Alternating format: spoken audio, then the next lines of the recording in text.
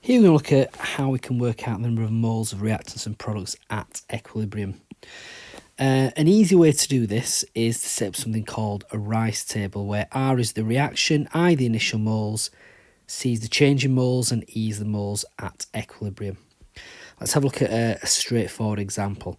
I'm going to say initially I've got 1 mole of A reacting with 1 mole of B,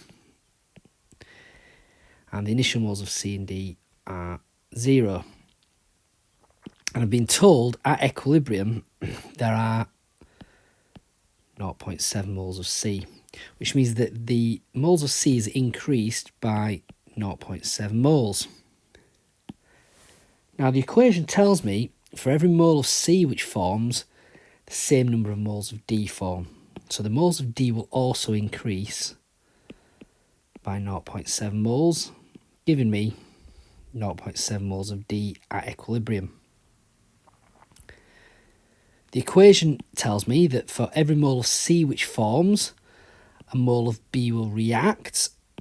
So the number of moles of B will go down by 0.70, giving me 1 minus 0.7, which is 0.3 moles at equilibrium. So let's just have a look at that again.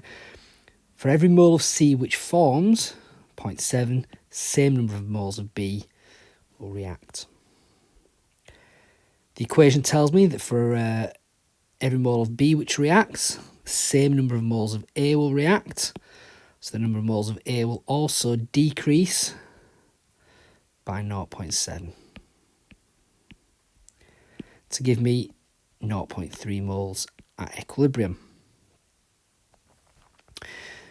What we're going to do now is we're going to have a look at a more difficult example where I will change the mole ratios.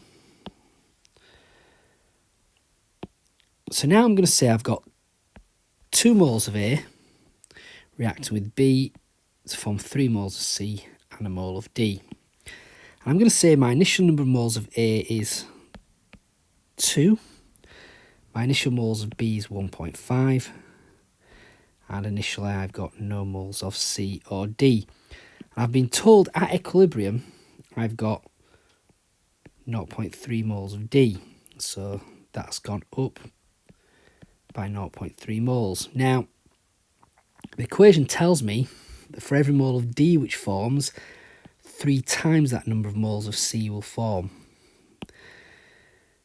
So if the moles of D have increased by 0.3, the moles of C will increase by 3 times that, and that will increase by 0.9 to give me 0.9 moles at equilibrium. The equation tells me for every mole of D which forms, the same number of moles of B will react. So this will go down by 0.3 moles to give me 1.2 moles at equilibrium. Let's just confirm that. For every mole of D which forms, the same number of moles of B will react because we've got a 1-to-1 mole ratio. The equation tells me for every mole of B which reacts, 2 times that number of moles of A will react. So if this goes down by 0.3, the moles of A will go down by 2 times 0.3. That'll go down by 0.6, giving me 1.4 moles at equilibrium.